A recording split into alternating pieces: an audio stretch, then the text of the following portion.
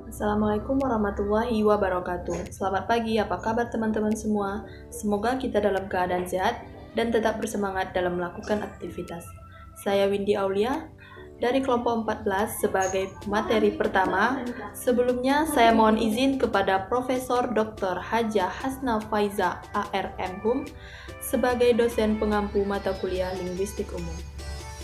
Materi yang akan saya bahas ada dua. Yang pertama, ciri-ciri sosiologis bahasa. Yang kedua, tipologi bahasa. Ciri-ciri sosiologis bahasa. Menurut Horme, ada 4 ciri-ciri sosiologis bahasa. 1. Standardization, pembakuan, yaitu pemilihan dialek atau ragam tertentu sebagai bahasa standar oleh masyarakat bahasa. Yang kedua, autonomi atau otonomi. Yang ketiga, historically atau kesejarahan. Yang keempat, vitality atau vitalitas. Ada 2 sumber otonomi bahasa yaitu 1. Abstrak, yaitu otonomi suatu sistem bahasa dialek atau ragam yang secara alamiah membedakannya dengan sistem bahasa dialek atau ragam lain. Yang kedua, asbau, yaitu usaha yang disengaja untuk menetapkan keunikan dan kebebasan kepada sistem suatu bahasa, dialek atau ragam lain, sehingga jelas perbedaannya dengan sistem bahasa, dialek atau ragam lain. Tipologi bahasa. Berdasarkan 4 ciri di atas, maka terdapatlah bahasa standar. Stewart mengatakan ada 7 tipologi bahasa, yaitu menurut Stewart, 7 tipologi bahasa itu didasarkan pada tingkat, stage, cara, manner, perkembangan, development, atau patriarch. 7 tipologi bahasa yaitu 1. Standar. Bahasa standar adalah sebuah bahasa yang mempunyai bentuk bahasa tulis yang diterima oleh sebagian besar masyarakat sebagai kaidah dari pemakaian yang benar.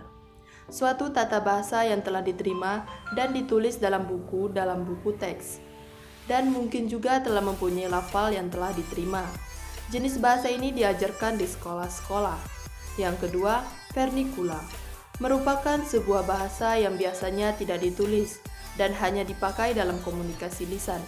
Kadang-kadang menunjukkan sebuah bahasa yang bukan bahasa resmi atau nasional suatu negara, walaupun mempunyai pemakaian yang luas. Yang ketiga, dialek adalah salah satu bentuk variasi bahasa, pada umumnya bahasa lisan, tidak dipahami oleh penutur dialek yang lain dari bahasa yang sama.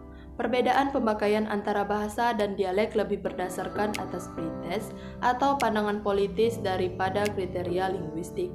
Misalnya, seorang yang penutur bahasa Belanda dan bahasa Flemish di Belgia, walaupun kedua bahasa itu berasal dari bahasa yang sama yaitu bahasa Prancis, mengacu pada dialek yang baku berdasarkan pada dialek Île-de-France dan dialek Lorraine.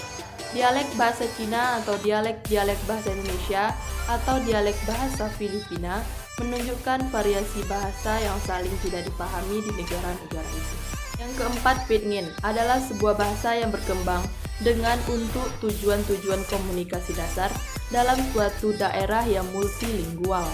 Dibedakan oleh suatu kosakata yang terbatas dari suatu bahasa dan suatu bentuk kalimat yang sebagian besar berasal dari bahasa lain, yang umumnya bentuk-bentuk mubazir dan menggunakan sejumlah kecil alat-alat sintaksis. Disebut Pinyin karena bahasa itu telah melengkapi sebagian besar kosakata, misalnya Pinyin bahasa Inggris. Meskipun strukturnya bukan bahasa Inggris, sebuah bahasa Pinyin tidak dipakai sebagai bahasa asli seseorang. Yang kelima, Kreola. Kreola asalnya dari sebuah Pinyin, tetapi telah dipakai sebagai bahasa asli oleh sekelompok orang. Hal ini berarti isi kosakatanya telah diperluas dan tidak dikembangkan dengan suatu alat sintaksis yang lebih luas dalam bahasa itu, sesuai dengan tujuan komunikasi secara umum. Misalnya, Kreola Haiti yang berasal dari sebuah Pinyin Perancis, atau bahasa Malaysia baru yang berasal dari bahasa Inggris. Yang keenam, klasik, umumnya merujuk pada sebuah bahasa yang sudah mati, yang telah memiliki sebuah bentuk sastra tertulis yang tinggi mutunya dan yang dipelajari untuk tujuan bacaan dan kebudayaan umum, seperti bahasa Cina klasik, bahasa Sanskerta, bahasa Latin. mungkin yang merujuk pada gaya tulis dari sebuah periode karya-karya sastra yang besar. Yang ketujuh, artifisial. Khusus diciptakan untuk komunikasi internasional di antara para cendekiawan dengan unsur-unsur dan struktur dari berbagai bahasa. Seperti bahasa Esperanto, bahasa artifisial tidak mempunyai penutur